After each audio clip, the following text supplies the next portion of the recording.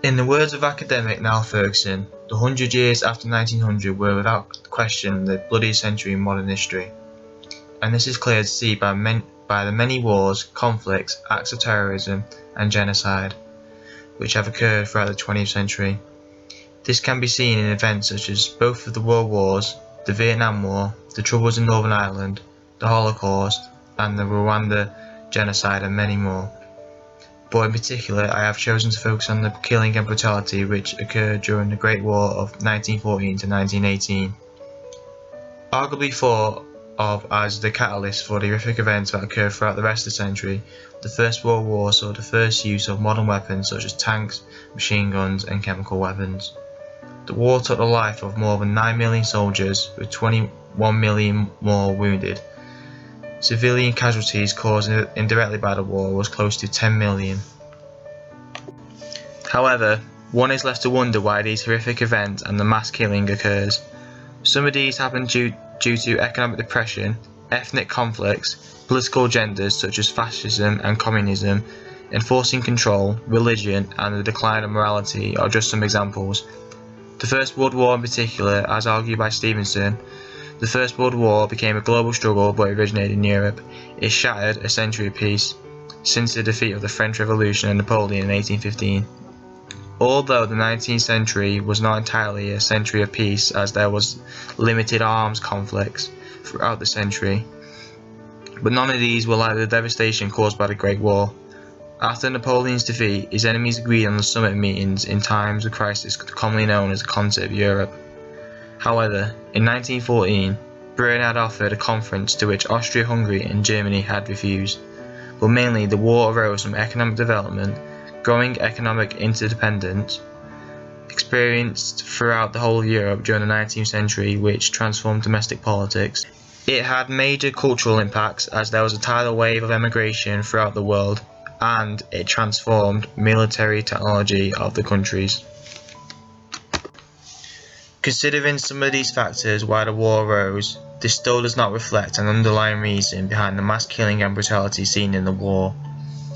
As argued by Bork, the characteristic act of men at war is not dying, it is killing. For politicians, military strategists, and many historians, war may be about the conquest of territory or the struggle to recover a sense of national honour, but for the man on active service, warfare is concerned with the lawful killing of other people. Its peculiar importance derives from the fact that it is not murder but sanctioned bloodletting. Furthermore, Bork also referred to the pleasures of war, such as the telling of war stories to family members or younglings would inspire pleasure in men, as in many ways war resembles sport as it pushed men to their physical and emotional limits. A poem by Barth, A Letter to My Infant Son, also symbolised the pleasure of reciting war stories.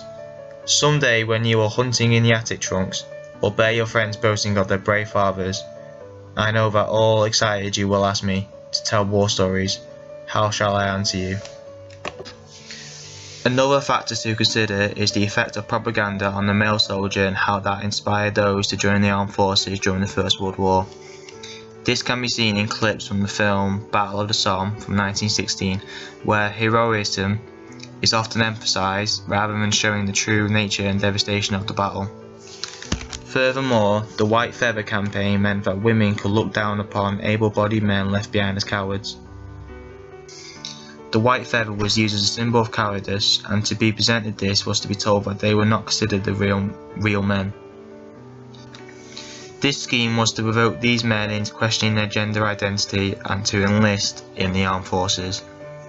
It was these propaganda campaigns that questioned the man's identity, and this would be a perfect motivator for a soldier to murder the enemy for his country.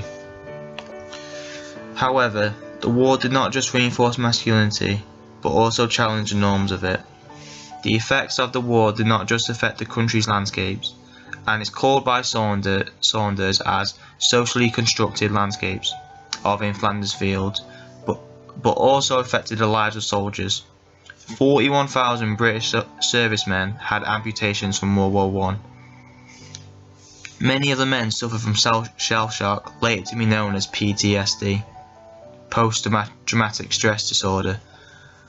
Also, with Powell's battalions, there was also instances of male bonding and homosexuality, love between men being platonic and sexual, loneliness, being away from home, friendship, and the intensity could have all been factors. As said by Jones, homosexuality was a motivating factor for many soldiers. The Battle of the Somme, in particular, encountered 19,240 British soldiers who lost their lives on the very first day of the battle. The battle came under criticism for how it was fought based by the number of casualties. By the end of the battle, the British Army had suffered 420,000 casualties, including nearly 60,000 on the very first day alone. The French lost 200,000 men and the Germans nearly lost 500,000. This was due to the use of machine guns, tanks, shells, and diabolical tactics, which led to brutal deaths of these soldiers.